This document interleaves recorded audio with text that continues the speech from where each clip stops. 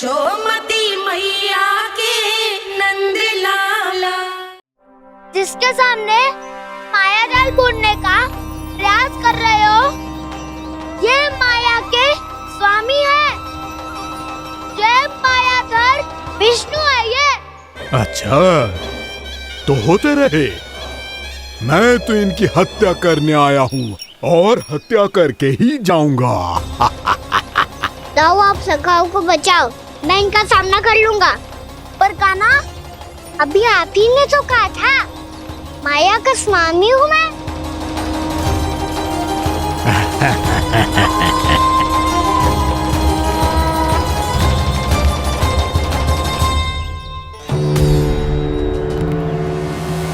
ये तो मथुरा का व्यापारी है। इसको अर्थ वो जो था वो सच में छलिया हो तो कहीं वो नंदमोहन तो ना पहुंच गो। हमें शीघ्र ही गांव जाना पड़ेगा और सबको सावधान करना पड़ेगा। चल।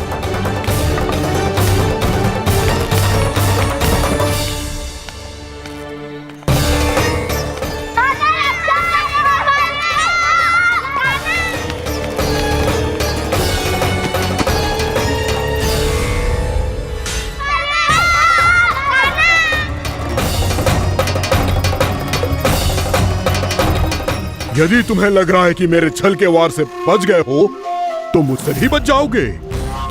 ये तुम्हारी सबसे बड़ी भूल है कृष्ण। मेरे पास बहुत सारे मायावी अस्त्र हैं, जो क्षण भर में ही तुम्हें विष्णु लोक पहुंचा देंगे। तो फिर प्रतीक्षा क्यों कर रहे हो? बालक, मैं परिहास नहीं कर रहा हूँ। मुझे पता है, तभी तो कह रहा हूँ शीघ्र दिखाओ ना। मुझे तुम्हारे सारे मायावी अस्त्र देखने हैं। कैसे बालक हो तुम? मैं यहाँ खेल दिखाने नहीं आया हूँ। तो सवेर रात क्यों कर रहे हो ब्रह्मासुर? जो करने आए हो वही करो ना।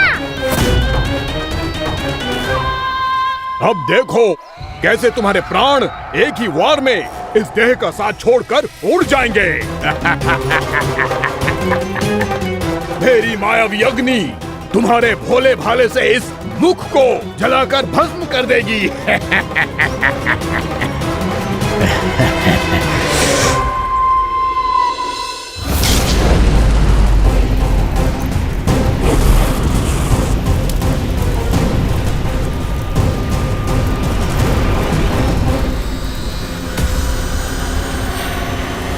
नहीं कह रही हो ब्रह्मासुर? भोला भाला तो दिखता हूँ मैं। मैया भी यही कहती है।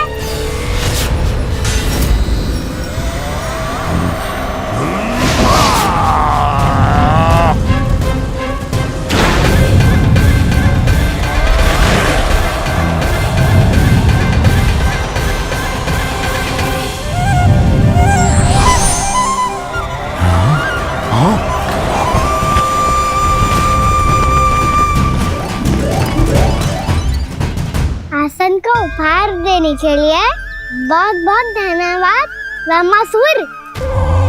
बहुत समय से खड़े खड़े थक गया था मैं।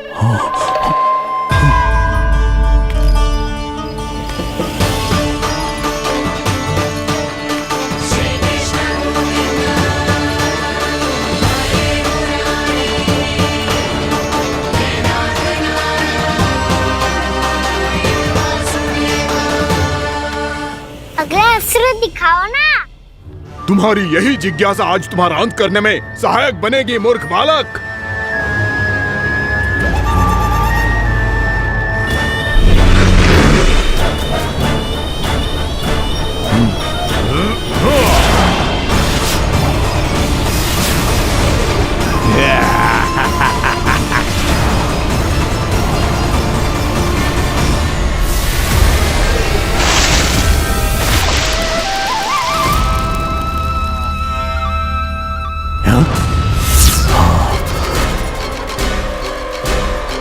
अच्छा, पर प्रक्षालन करना चाहते थे तो पहले क्यों नहीं बताया?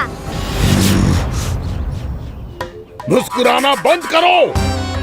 तुम्हारी ये हंसी मुझे कांटों की तरह चुभ रही है।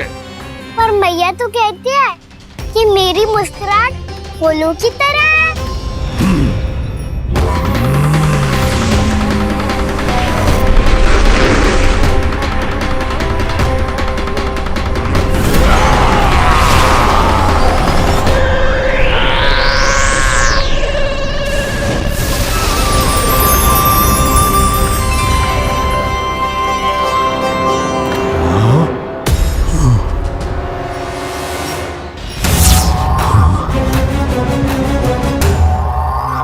कहा था ना मेरी मुस्कुराहट बिल्कुल इन्हीं फूलों की तरह है। और तुम कर क्या रहे हो मास्टर? कभी आसन दे रहे हो, कभी पद प्रक्षालन कर रहे हो और अब फूल भी चढ़ा दिया है। तुम मुझ पे वार करने आए हो कि पूजा करने? तुम्हारी पूजा तो मैं अब ऐसी करूंगा कि तुम मृत्यु के बाद भी मुझे भूल नहीं पाओगे बालक।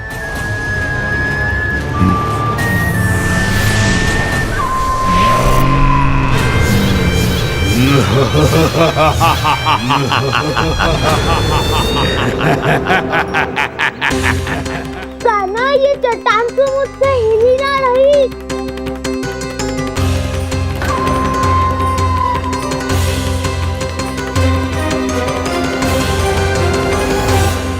अभी कंदरा के अंदर कुछ क्षणों में ही प्राण वायु समाप्त हो जाएंगे।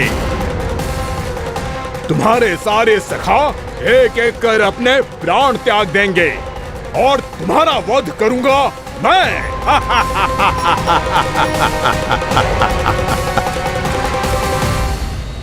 अरे सब जन बच के रहना। छलिया आया हुआ है वृंदावन में। अरे छलिया आ गया है। वृंदावन में मायावी छलिया। अरे क्या हुआ? कौन छलिया? मायावी छलिया सबको छलता है वो। हाँ, कुछ भी कर सके है वो। बहुत भयानक। अरे भानु, ठहर जरा, क्या हुआ? बहुत भयानक है वो। बच के रहना सब लोग। अरे भेष बदल ले तो है वो। हाँ। क्या हुआ? छलिया है वो। अरे मेरी बात तो बताओ। रानी भाभी, रानी भाभी, कान्हा घर पर ही है ना? ऐसे भड़बड़ा क्यों रहे हो? कोई भूत देख लियो है क्या? भूत ना भाभी, छलिया से भेंट हो गई। सच्ची का मायावी छलिया है भाभी। क्या उल्टा सीधा बोले जा रहे हो? ठीक से बताओ। अब बोलो भी। वो कान्हा के पीछे पड़ो है वो। मेरे लल्ला के पीछे? हाँ रानी भाभी, हमारे अचेत होने से पहले हमने उसे ये कहते सुना था कि वो वृंदावन आने वाला है कान्हा से मिलने। हे नारायण, मेरे कान्हा की रक्षा करना। जसोदा जी, मायावी छलिए से बचना बालकों के बस की बात ना है। जीजी, बालक वन में अकेले हैं।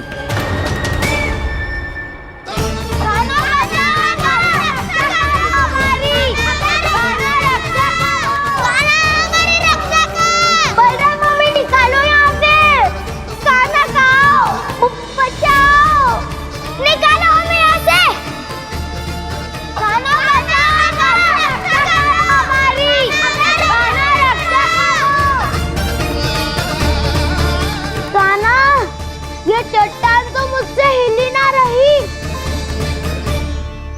यदि मैं माया का स्वामी हूँ तो आप भी बल के स्वामी हो। ताऊ, अपनी क्षमता, अपना सामर्थ्य स्मरण करो।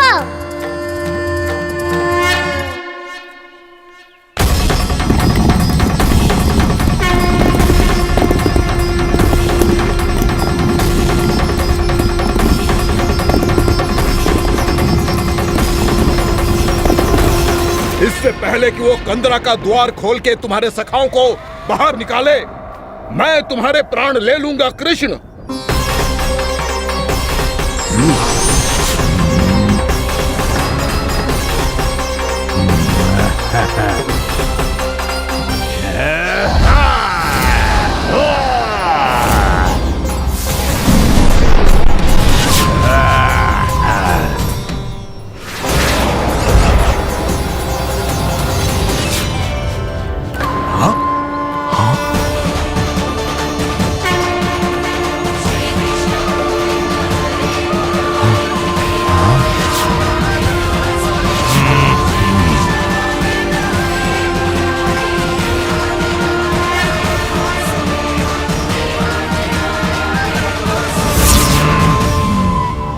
कितनी पूजा करोगे ब्रह्मासुर?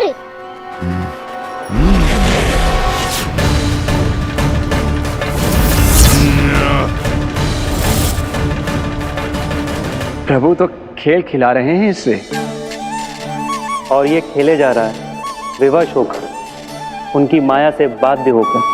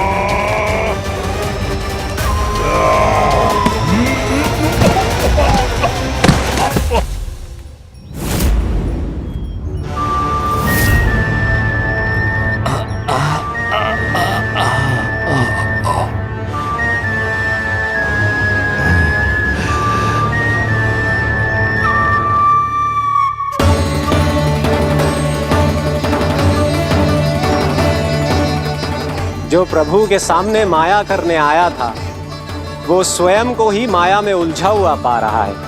नारायण नारायण। लो, अब तो तुमने दंडवत प्रणाम भी कर लिया,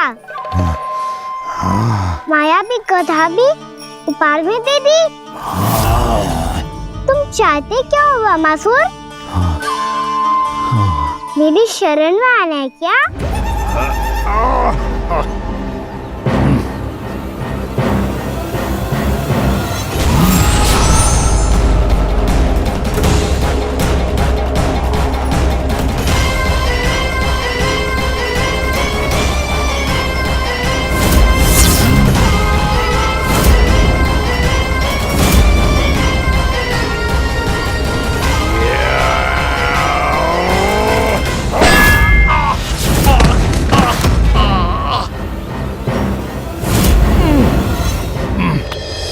सोच विचार का समय ना है हमारे पास।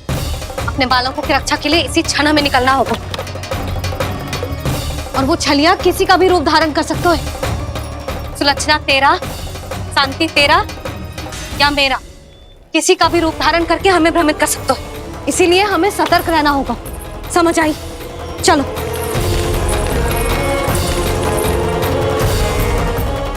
अभी भी समय है ब्रह्मासुर, समझ जाओ।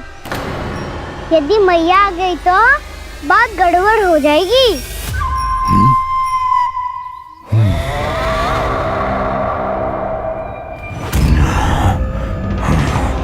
मुझसे झूठ का कोई लाभ नहीं होगा। ब्रह्मासुर, स्मरण करो तुम कौन हो। मायासुर का पुत्र हूँ मैं, अपने स्वामी महाराज कंस का सेवक हूँ, और तुम्हारा हूँ मैं काल।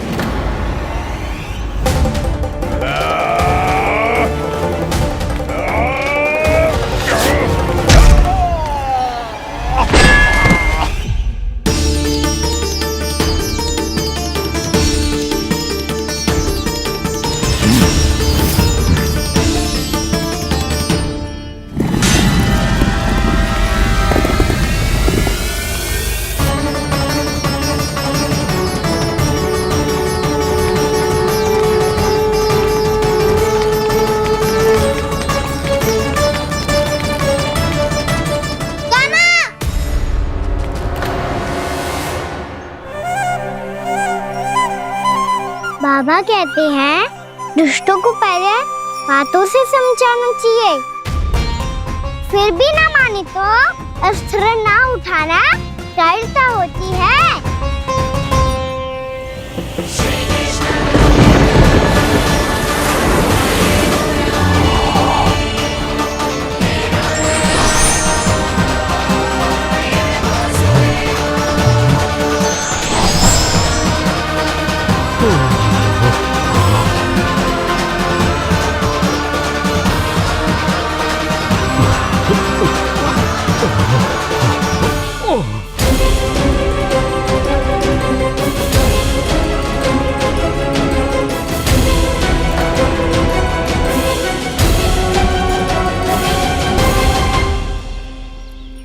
पता था मुझे अपने बाबा के स्वरूप को हानि नहीं पहुंचाओगे। सही कही तुमने। पिता की छवि ही पिता के समान भी आनंदीय होती है। ब्रह्मासुर, ब्रह्मासुर। ये मैं अपने वास्तविक रूप में कैसे आ गया?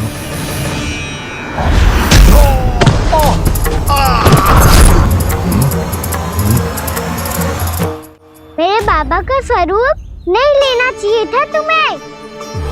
मैया ने सिखाया है भूल को क्षमा किया जा सकता है, पर जानबूझ के किए गए अपराध के लिए दंड ही एकमात्र निकाल होता है।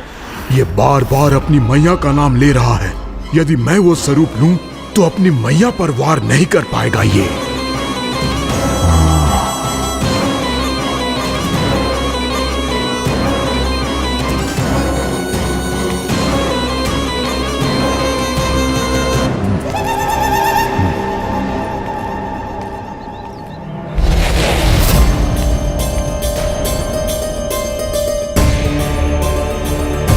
लल्ला, मैं तेरी मैया हूँ, अपनी मैया को मारेगा? बच गया। समझाया था, पर तुमने एक बार फिर से मूर्खता कर ही दी। इस पर तुमने पहले से भी बड़ी और पहले से भी भयंकर भूल किया ब्रह्मासुर।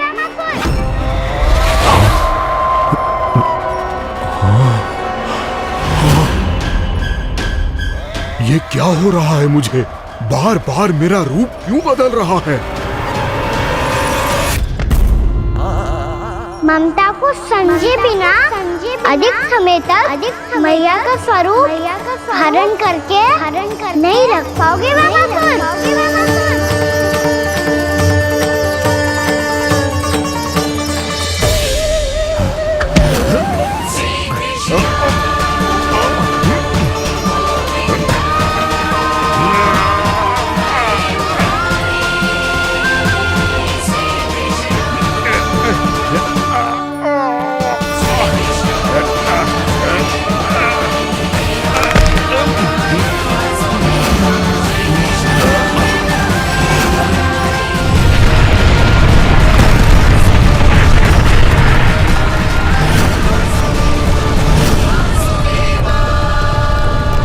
प्रभु के क्रोध से धरती भी कांपने लगी है।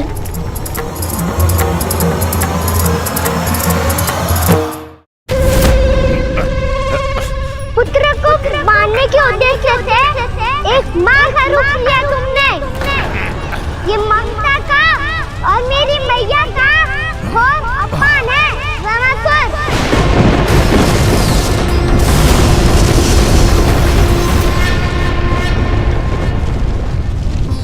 इससे पहले इस असुर के कारण निर्दोष प्राणियों का कोई अहित हो, मुझे कुछ करना होगा। यदि मैं माया का स्वामी हूँ तो आप भी बल के स्वामी हो। दाऊ, अपनी क्षमता, अपना सामर्थ्य स्मरण करो।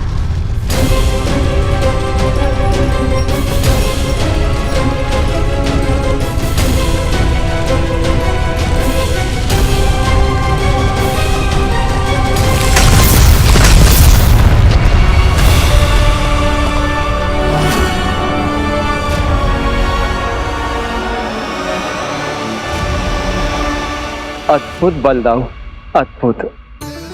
अपने बल का उचित प्रयोग करके आपने प्राणियों को हानि होने से बचा लिया और ये भी सिद्ध कर दिया कि इस युग में आपसे अधिक बलवान और कोई नहीं होगा। आज से आप बलदेव के नाम से भी जाने जाएंगे।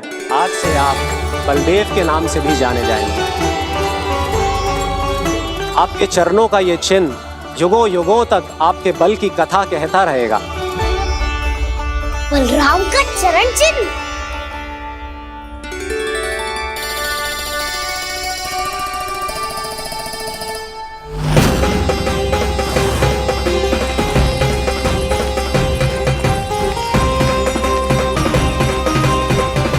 मेरी माया से आज तक कोई नहीं बच पाया है। एक बार मुझे छोड़कर देखो, फिर पता चलेगा कि मैं हूँ कौन। पहले ये तो देख लो कि मैं कौन हूँ।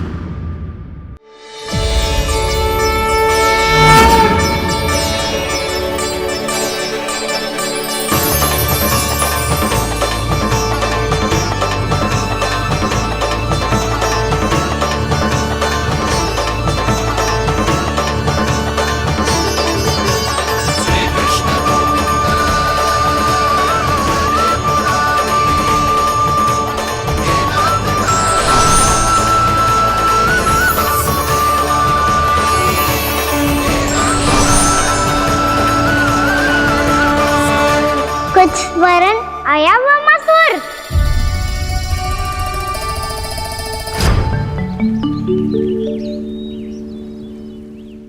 बहुत समय पहले की बात है, बहुत बड़े भूमाकर राज करते थे तुम्हें महान राजा भीमम के नाम से जाना जाता था।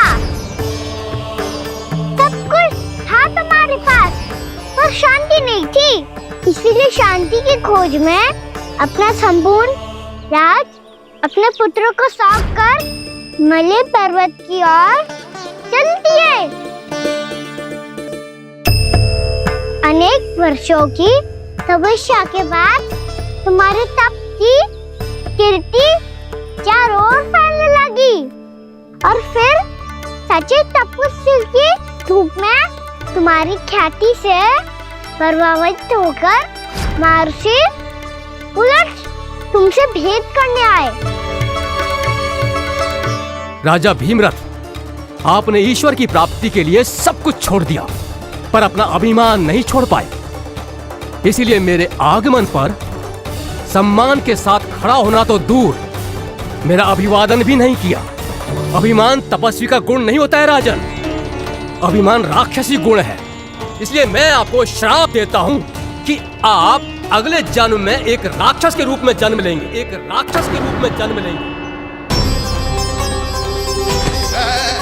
मुझे क्षमा कर दीजिए महर्षि, मैंने जानबूझकर आपका अपमान नहीं किया है।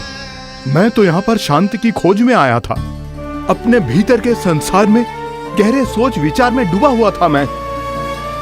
मुझे क्षमा कर दीजिए महर्षि, मुझे क्षमा कर दीजिए। अपनी भूल का आभास प्रायश्चित की ओर पहला पग होता है।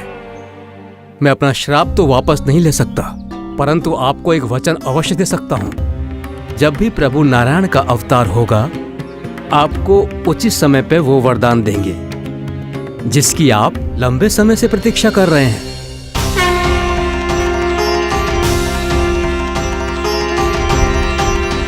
प्रभु, आपने मेरी आंखें खोल दी। अब मुझे पता चल गया है कि आप कौन हैं और मैं कौन हूँ। इसलिए आप मुझ पर कृपा करके अपने चरणों में स्थान दे दीजिए। मुझे वो शांति प्रदान कीजिए जिसकी खोज में मैं वर्षों से भटक रहा हूँ। शांति तो मोक्ष में ही है, इसीलिए मैं तुम्हें मोक्ष का वरदान देता हूँ।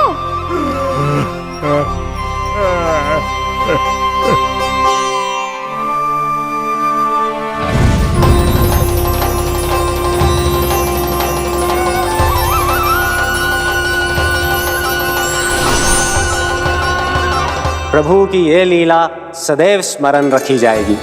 इस स्थान को इनका आशीर्वाद मिलेगा और इस कंदरा को व्योमासुर की कंदरा के रूप में पहचाना जाएगा।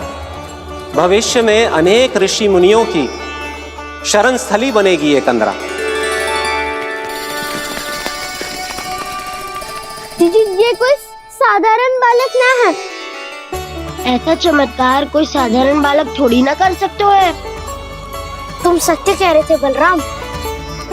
कान्हा सच्ची में भगवान ही है, तभी तो सब देवता इसे बसाने और इसकी ओर से युद्ध करने आते हैं। तुम सब ऐसे आंखें फाड़ के क्यों देख रहे हो मुझे?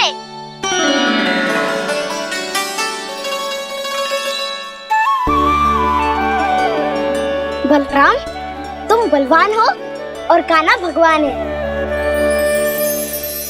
दूर दूर तक कोई दिखाई न दे रहा है, ना जाने किस हाल में होंगे बालक।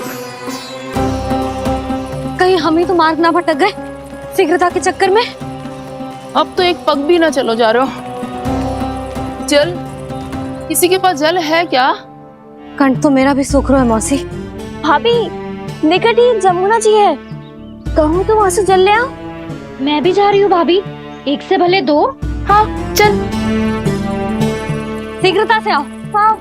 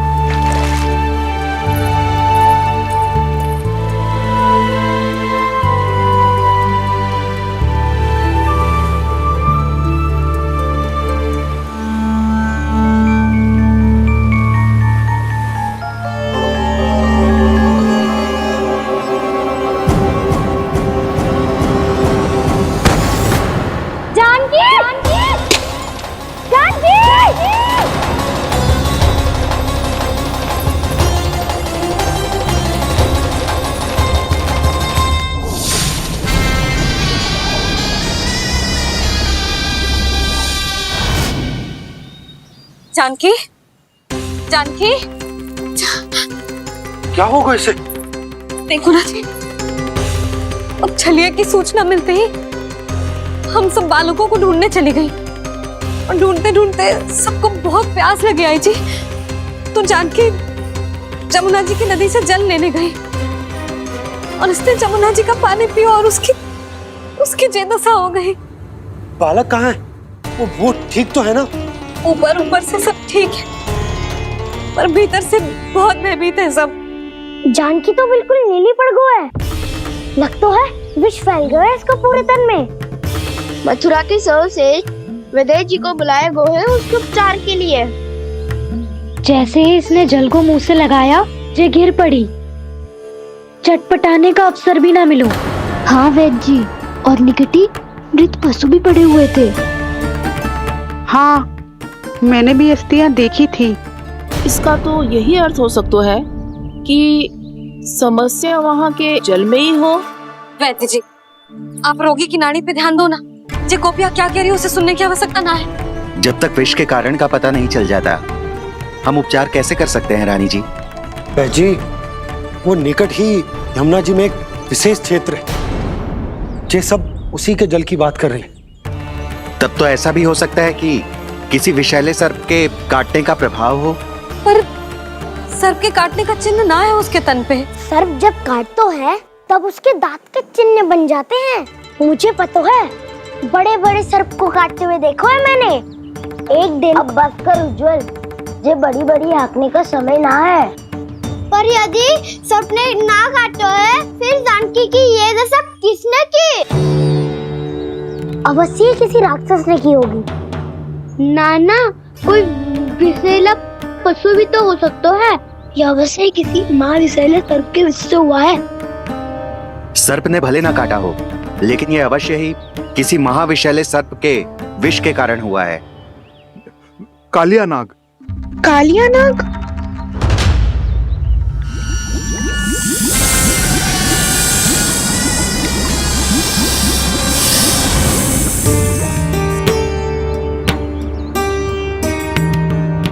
संकेतों से तो ऐसा लगता है कि जानकी ने कालिया नाग के क्षेत्र के विशाल जल पी लियो है।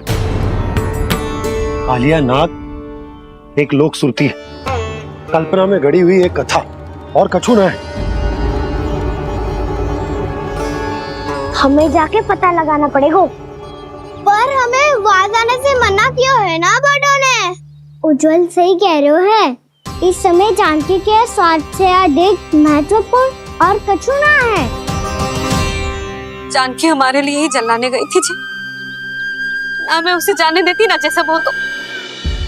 वैद्य जी आप शीघ्र कछु करो, कैसे भी कछु भी करो, पर इसके प्राण बचा लो। यशोदा, धैर्य रखो, श्री नारायण पर विश्वास रखो, वो सब ठीक कर देंगे।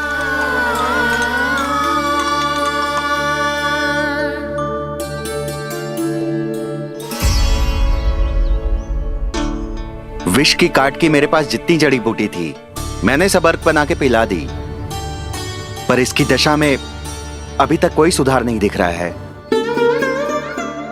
यह अंतिम जड़ी बूटी है, अगर इससे भी चमत्कार नहीं हुआ तो फिर जो नारायण की इच्छा।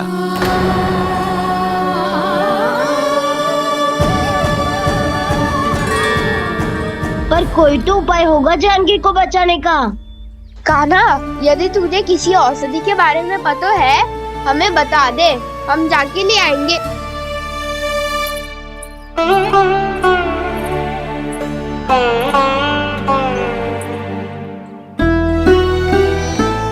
हे नारायण, हे प्रभु, मेरी जानकी के प्राण बचा ले प्रभु। क्या तो मैं अपने आप को कभी क्षमा न कर पाऊंगी। ये सारी मेरे ही कारण बनाई थी। उसकी रक्षा करो प्रभु, मेरी पुकार सुनो। कान्हा, तूने हमें बत्तासुर से बचाया था ना? और बकासुर से भी तो, और छलिया से भी तो तूने ही बचाया था ना हमें। क्या ऐसा कोई उपाय ना है जानकी को बचाने का? धन्वंतरी,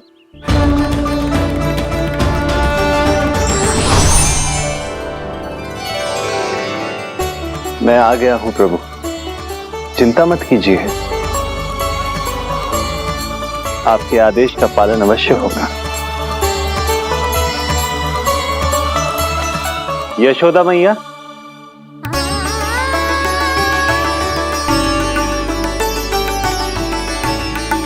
मैया आपको कोई पुकार रहा है।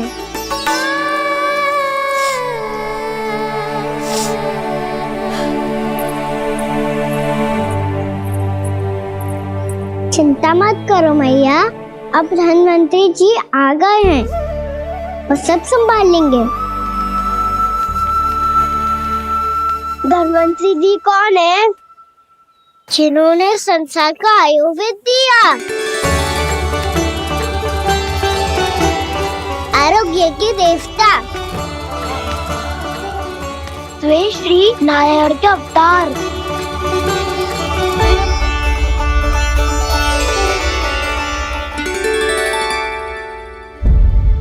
मुझे पता चला है कि आपको वेद की आवश्यकता है। हाँ हाँ, भीतर आइए। आइए आइए वैद्य जी, जी रही। मथुरा का सर्वश्रेष्ठ वैद्य अर्थात मैं यहां आ चुका हूं और रोगी को जितनी औषधि की आवश्यकता थी सब दे चुका हूं। निश्चित रूप से आपने विष की काट के लिए बहुत ही उत्तम अर्क तैयार किया है, इसीलिए किसी और वैद्य की आवश्यकता नहीं है। किंतु आप अकेले कितना कुछ करेंगे वैद्यराज, मुझे अपना सहायक ही बना लीजिए। पर जो करना था मैं पहले ही कर चुका हूं। हाँ, वो तो आप कर चुके हैं, बस रोगी के तन से विष निकालना शेष है ना वैद्यराज? हाँ हाँ, बस वही शेष है। इनके रक्त को विष रहित करने में मैं आपकी सहायता करूंगा। पहले ये संजीवनी मानी जाने वाली इन लाल फूलों की बूटी को भी घिसना है ना?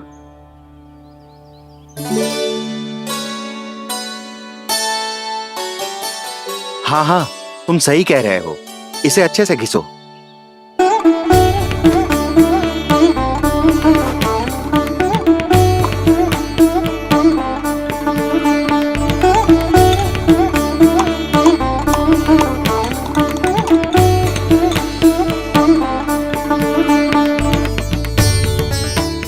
और ये नीले फूलों को भी तो मिलाना है ना?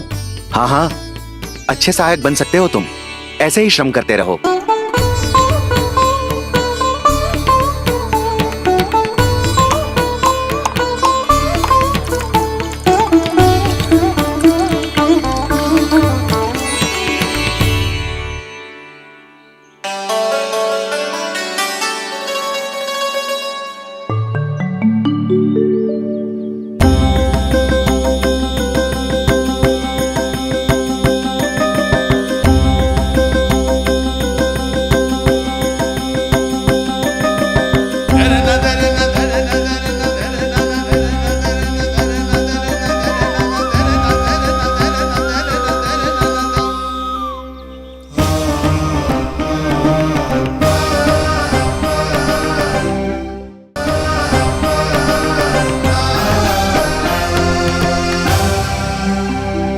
जानकी स्वस्थ तो हो जाएगी ना धन्वंतरी जी?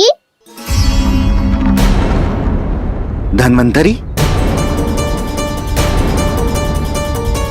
प्रभु, अब मैं क्या करूं? आपने तो स्वयं ही मेरी पहचान उजागर कर दी। जी क्या करो कान्हा? आप सब ऐसे क्यों देख रहे हो? भैया कहती है ना, सभी वेद धन्वंतरी जी का ही रूप होते हैं।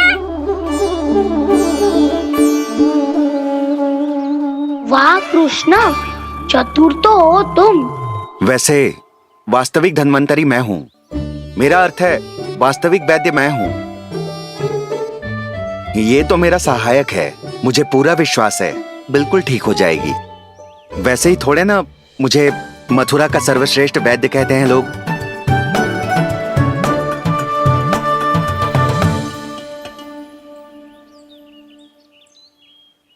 जसोदा भाभी। जसोदा जी, जानकी को चेतना आ गई। जानकी, जानकी, जानकी, तू ठीक है ना? क्षमा करना भाभी, मैं आपके लिए जल ना ला पाई। बस बहुत भूख लगी है। मैं अभी कुछ लाती हूँ। जानकी माखन खाओगी?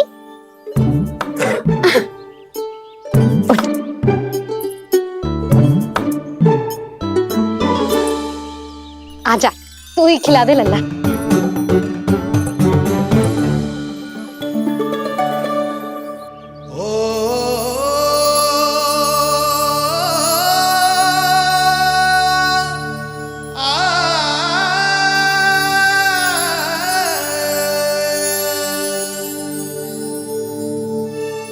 तुम सब मेरे लल्ला को माखन चोर कहती हो ना?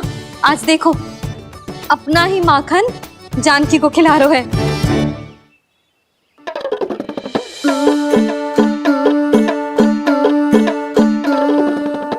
थोड़ा और विश्राम कर लो। सदैव तुम हम सबकी सेवा करती हो, आज मैं तुम्हारी सेवा करूंगा।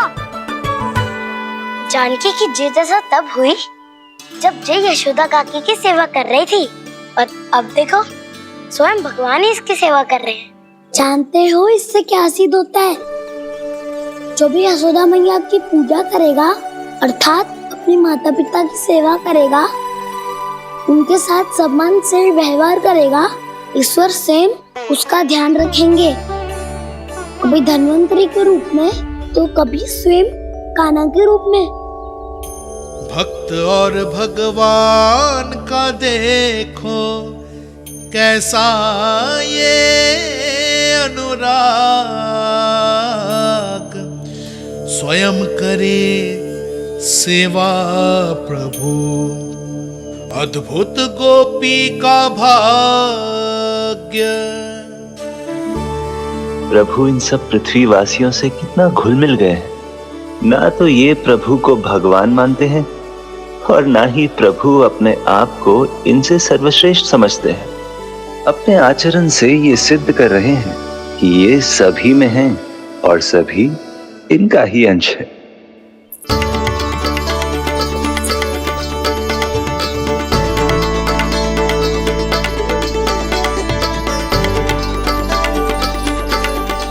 प्रभु,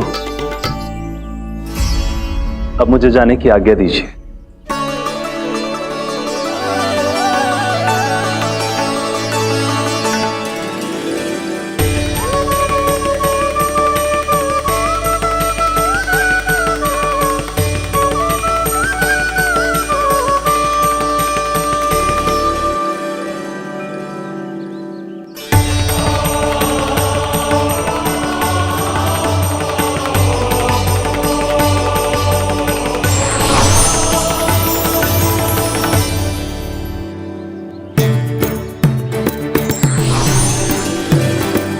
कान्हा ने तो सच्ची में धन्वंतरी जी को बुला लिया था।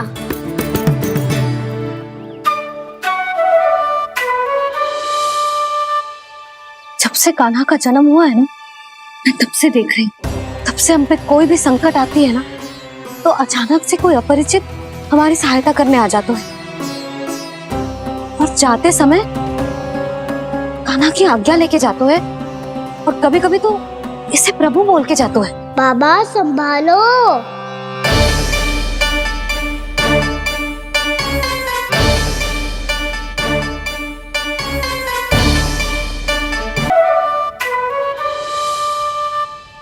जब से कान्हा का जन्म हुआ है ना, मैं तब से देख रही हूँ, तब से हम पे कोई भी संकट आती है ना, तो अचानक से कोई अपरिचित हमारी सहायता करने आ जाते हैं, और जाते समय कान्हा की आज्ञा लेके जाते हैं, और कभी कभी तो इसे प्रभु बोल के जाते हैं।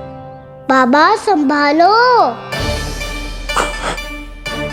यशोदा, इस जानकी को चढ़ो है और विचित्र विचार तुम्हारे मन में है। अरे सब जानते हैं कि हमारा परिवार राजसी, तुम्हें पता ना चलते होगा, पर हमारे कान्हा को सब राजकुमार ही समझते हैं देखकर, इसीलिए उसे सम्मान देने के लिए सब ऐसा ही करते हैं, और कोई बात ना है।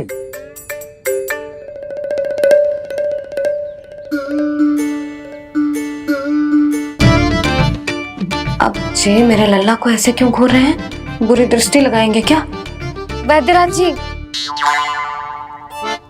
आपके सहायक तो गए, अब आप यहाँ क्यों?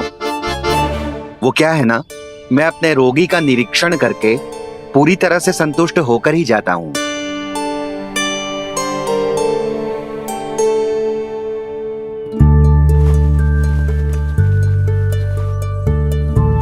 हाँ, संकेत तो अच्छे हैं, कल सुबह तक बिल्कुल ठीक हो जाएगी।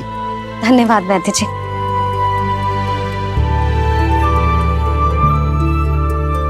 बस तो फिर हम कल पकड़न पकड़ाई खेलेंगे जानकी।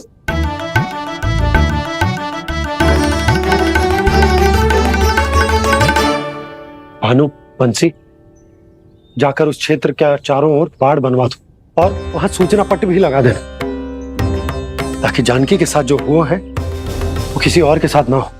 शीघ्र जाओ। जी ठीक है।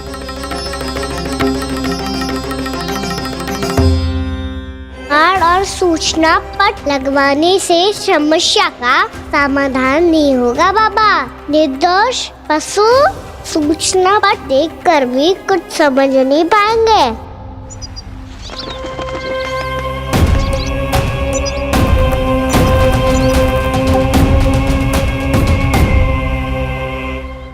तो तुम्हारे कहने का अर्थ यह है कि व्योमासुर मारा जा चुका है, और वो बालक अब भी जीवित है।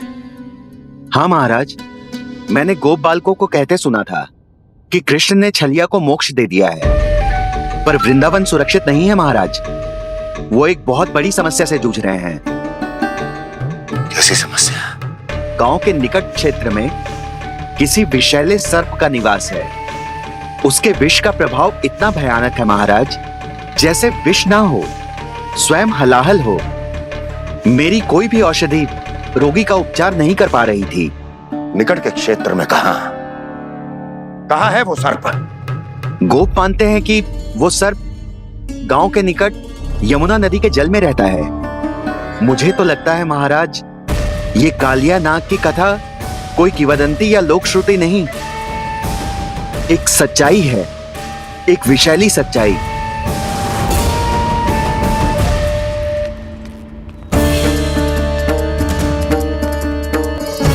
कालिया का सामना करने का समय आ गया है, पर उससे पहले मुझे बुलाना होगा उन्हें।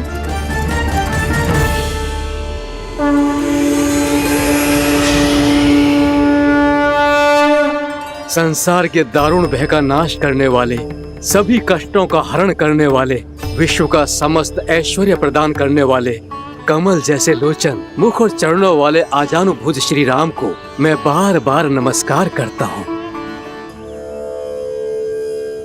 आपदामपहर्तारं दातारं सर्व संपदां लोकाभिरामं श्री रामं भूयो भूयो नमाम्यहम्। कागभूषोंडी कागभूषोंडी कागभूषोंडी। प्रभु क्षमा करें, मुझे जाना होगा।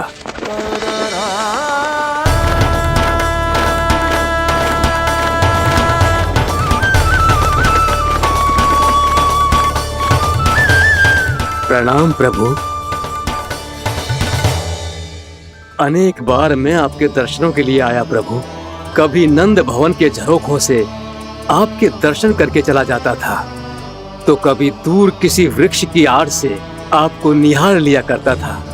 आज आपने स्वयं मुझे बुलाकर धन्य कर दिया प्रभु।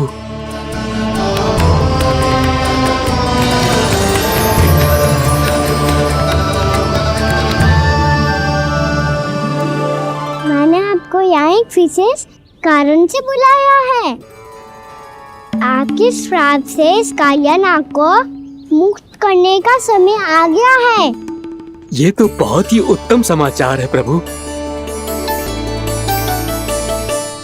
इतने वर्ष बीत गए, मुझे आज भी स्मरण है वो दिन जब मैंने उन्हें श्राप दिया था। अपने क्रोध पर नियंत्रण खोकर बहुत बड़ी भूल कर दी थी मैंने प्रभु। बीती हुई घटनाओं पर दुखी होके कोई लाभ नहीं है। हमें भविष्य की ओर देखना होगा।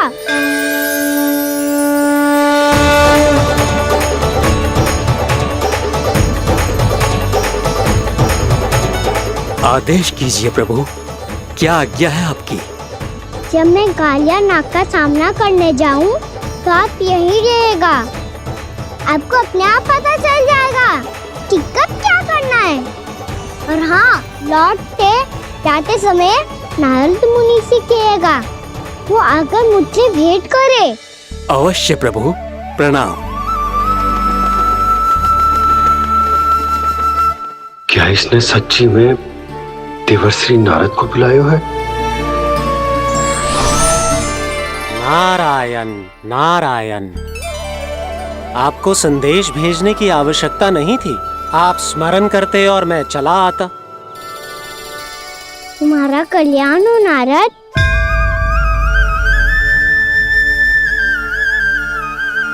मैंने तुम्हें एक विशेष कार्य के लिए बुलाया है। आज्ञा दीजिए प्रभु। तुम्हें एक बार फिर कंस से भेंट करनी होगी। विचार कीजिए महाराज। क्या आप बिना किसी शंका के कह सकते हैं कि कौन सी पंखुड़ी पहली है और कौन सी आठवीं? उस दुष्ट से भेंट करना स्वयं कीचड़ में उतरने के समान है प्रभु। कमल पुष्प प्राप्त करना हो तो कीचड़ में उतरना पड़ता है नारद। आपका आदेश तो मैं स्वप्न में भी नहीं टाल सकता प्रभु। कंस कालिया नाग के बारे में जान गया है, पर वो उसका सामना करने का साहस नहीं कर पाएगा। मैं आतुर हूँ प्राप्ति, मूर्ख नहीं। मेरी बुद्धि फिर नहीं गई है। मैं स्वयं उस कालिया जैसे महाविशैले सर्प के सामने खड़ा हो जाऊं और अपने ही काल को आमंत्रित कर लूं। तो फिर अपने लाभ के लिए उसका प्रयोग करने का कोई और उपाय सोचिए स्वामी। कुछ ऐसा कीजिए कि यमुना नदी का पूरा जल विशैला हो जाए और वृंदावन वासी उसका उपयोग करे, और आपका काल कहलाने वाला वो बालक स्वयं काल के गाल में चला जाए। उत्तम उत्तम सुझाव है प्राप्ति। अब मुझे उस कालिया तक पहुंचने का मार्ग ढूंढना होगा। उसको विवश करने का कोई उपाय ढूंढना होगा, क्योंकि व्यक्तिगत रूप से उससे भेंट करना असंभव है। असंभव। आप सही कह रहे हैं प्रभु। कंस में उतना सामर्थ्य नहीं कि वो कालिया नाग का सामना स्वयं कर सके। वैसे तो कालिया गरुड़ देव का भी सम्मान नहीं करता, तो फिर वो कंस का सम्मान क्यों करेगा भला?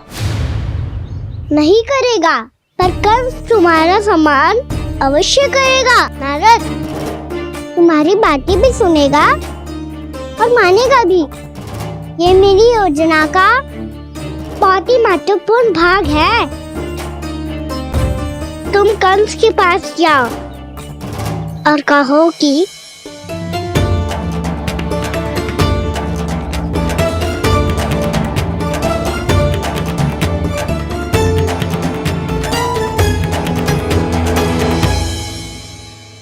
संतान अपने माता पिता को तीर्थ का सौभाग्य दिलाती, और मेरा लल्ला कितना महान कि उसने हमारे घर को ही तीर्थ बना दिया। ऐसा तीर्थ जहां मेरी आंखों के सामने भक्त और भगवान का मिलन हो रहा है। जो आज्ञा प्रभु।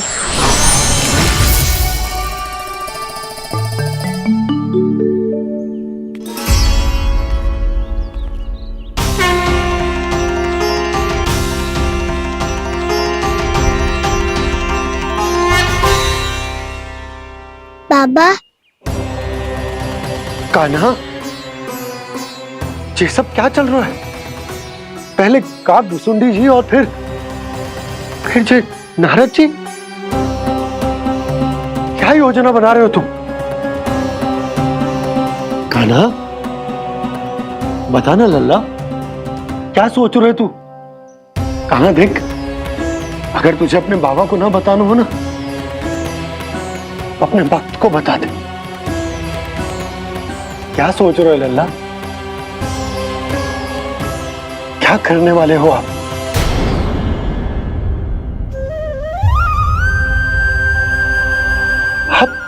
आप इतने दुखी क्यों हो? कान्हा, कान्हा, क्या होगा? क्योंकि मुझे आभास हो गया है बाबा, समय आने वाला है। कौन सा समय आने वाला है लल्ला? शीघ्र ही सब कुछ बदलने वाला है। भैया को मेरा सत्य पता चल जाएगा बाबा।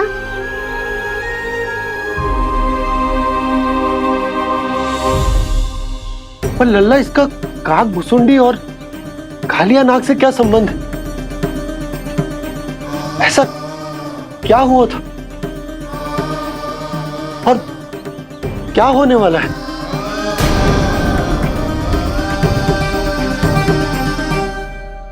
जो होने वाला है बाबा, उसका संबंध उससे है जो सैकड़ों वर्ष पहले हुआ था। महर्षि भृगु के एक वंशज थे, वेद शिरोमणि, जो विंध्याचल की पहाड़ियों में साधना कर रहे थे। तभी वहाँ अश्वशिरा नाम के एक दूसरे मुनि आमंत्रण के बिना ही आ गए। कितना सुंदर और शांतिपूर्ण आश्रम है। यहाँ प्रभु की साधना करने में बहुत आनंद आएगा। शीघ्र ही अश्वशिरा मुनि उपस्थिति के कारण होने वाले व्यवधान से बाध्य होकर वेद शिरा मुनि ने अपनी आंखें खोली। कौन हो तुम और यहाँ क्या कर रहे हो? आपके आश्रम में बहुत शांति है मुनिवर। साधना करने के लिए बहुत ही उत्तम स्थान है ये। मैं चाहता हूँ कि मैं भी यहाँ। आप यहाँ साधना करना चाहते हैं, लेकिन इतना भी नहीं जानते कि किसी के आश्रम में प्रवेश करने से पहले उसकी आज्ञा लेनी चाहिए। आप ये भी नहीं जानते कि यदि कोई यज्ञ कर रहा हो तो बिना अनुमति के वहाँ प्रवेश करने से उसकी यज्ञ साधना भंग हो सकती है। आप क्या साधना करेंगे मुनि? आप तो साधना के योग्य ही नहीं हैं। इतना अपमान! एक मुनि के मुख से इतने कड़वे शब्द शोभा नहीं देते। मैं तुम्हें श्राप देता हूँ, जितनी विषैली तुम्हारी जिह्वा है उतने ही विषैले सर्प बन जाओ तुम। और ऐसा सर्प जो सांस भी ले तो निकट का वातावरण दूषित हो जाए। तुम्हारे इस दुस्साहस के लिए मैं तुम्हें श्राप देता हूँ कि तुम अभी इसी क्षण कौवा बन जाओ, और ऐसा कौवा जो कांव कांव करके अनर्गल प्रलाप करता रहे।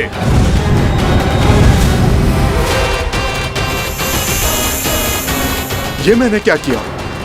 ये मैंने क्या किया? क्रोध के कारण दोनों ने एक दूसरे को श्राप दे दिया। पर दोनों ही मेरे भक्त थे, और भगवान होकर मैं अपने भक्तों को इतनी कठिनाई में कैसे देख सकता था? इसीलिए जिस संकट में उन दोनों ने अपने आप को फंसा लिया था, उसका समाधान करने में मैं उनके पास गया।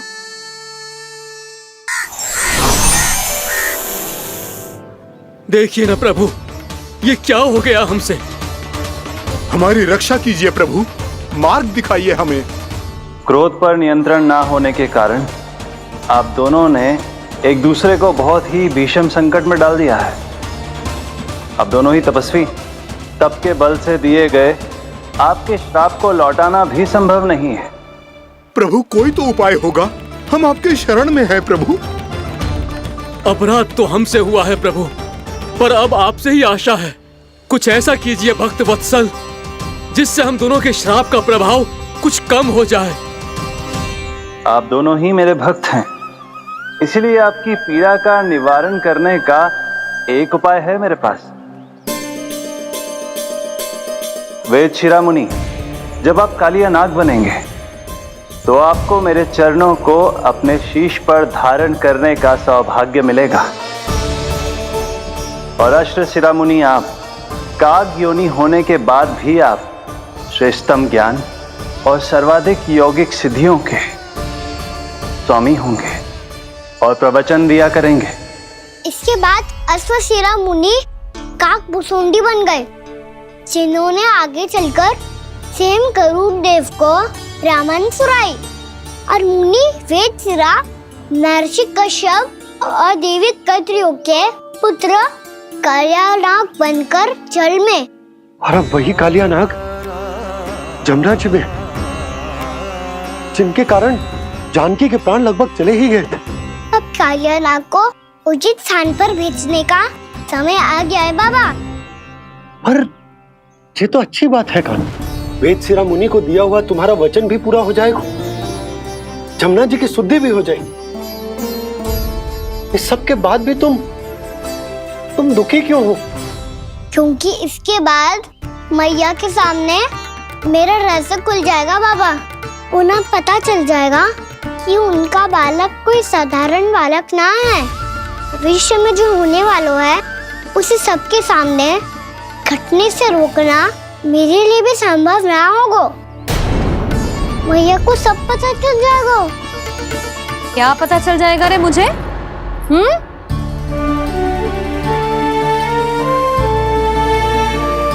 यही कि सबसे अधिक प्रेम मैं आपसे ही करता हूँ। अब बस भी कर, चलो भोजन के लिए बुलाने आई थी तुम दोनों को। भूखा थोड़े ना रहने दूंगी अपने लल्ला को, मेरा लल्ला दुर्बल हो जाएगा ना। आप खिलाओगे तो ही खाऊंगा। हाँ ठीक है, मैं ही खिलाऊंगी। अब चल, आओ जी चल।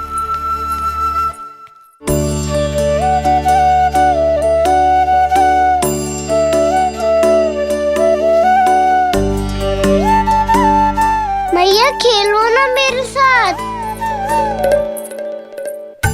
मैया सुनो ना, मेरी बात ना मानोगी? अभी बहुत कार्य पड़े लल्ला, देख जानकी को औषधि भी देने जानो है ना।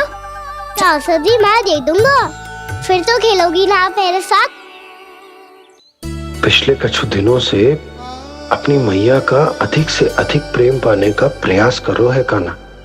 इसका तो एक ही अर्थ हो सकता है कि कछु बहुत बड़ो होने वालो है। कान्हा रुक जा लल्ला। कान्हा क्यों तंग कर रहा है? मैया को पहन लेना। कान्हा, कान्हा, ये क्या करो तूने?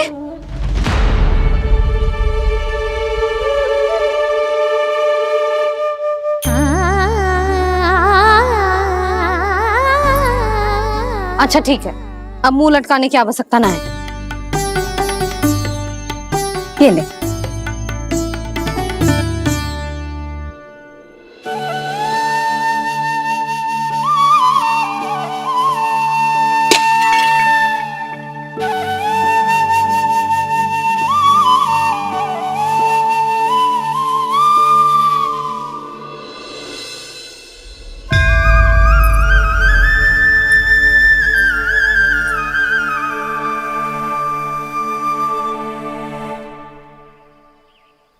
तंग करे मैया को खिजाए, खेले रूठे मनाए, लीला अनोखी करके शरारत, कान्हा दंड भी पाए।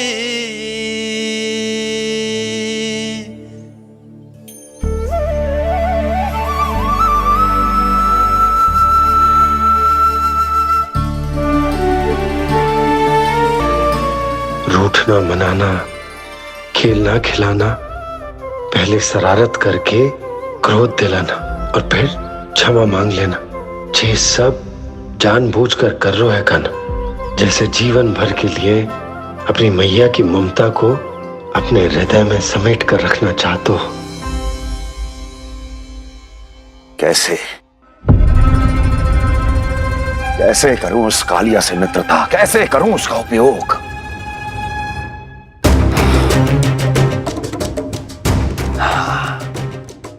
उस पर आक्रमण कर देता हूं और उसे किसी ना किसी तरह से यह विश्वास दिला देता हूं कि यह आक्रमण उस विष्णु अवतार ने किया है। फिर वो क्रोध में आकर सारे वृंदावन वासियों को अपने विष से समाप्त कर देगा। उचित है, ये उचित है। नारायण हरि, नारायण हरि।